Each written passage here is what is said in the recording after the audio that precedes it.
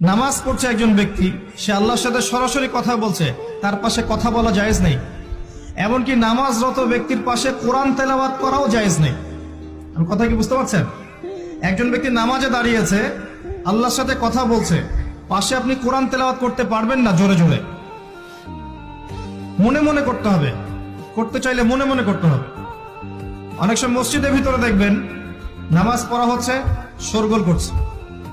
নবী সাল্লাল্লাহু আলাইহি ওয়াসাল্লাম বলেছিলেন, আখিরুজ জামানে, তিরমিজিতে আছে হাদিসটা, আখিরুজ জামানে ইসলামের নামটুকু থাকবে, ইসলামের প্রকৃত বিষয়গুলো থাকবে না। কোরআনের মাসহাফ থাকবে, যে মাসহাফ, কোরআনের মাসহাফটা থাকবে, এর শিক্ষাগুলো থাকবে না। মসজিদগুলো হবে চাকচিক্যময়, কিন্তু মসজিদ হবে হেদায়েত শূন্য। আর চতুর্থ লাইনটা আরো ভয়ঙ্কর। 4 নম্বর লাইনে গিয়ে নবীজি বলেছেন সাল্লাল্লাহু আলাইহি ওয়াসাল্লাম, আসমানের নিচে জমিনের উপরে আল্লাহর সবচেয়ে নিকৃষ্ট সৃষ্টি হবেন এক শ্রেণীর আলেম, যাদের থেকে ফিতনা ছড়াবে এবং তাদের দিকেই ফিতনা ফিরে আসবে। তিরমিজির মধ্যে হাদিসটা আছে, যে কোনো আলেমকে জিজ্ঞাসা করেন এটা কোন শ্রেণীর আলেম, এটা বোঝার জন্য আপনার পিএইচডি করার দরকার নাই। যারা দিনকে দুনিয়ার বিনিময়ে বিক্রি করেছে তারাই সেই শ্রেণীর আলেম।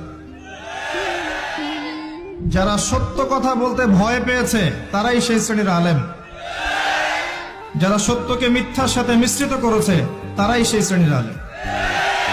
এবং যারা ইসলামের নামে উম্মাকে শতদা বিভক্ত করে দিয়েছে এরাই সেই শ্রেণীর আলেম।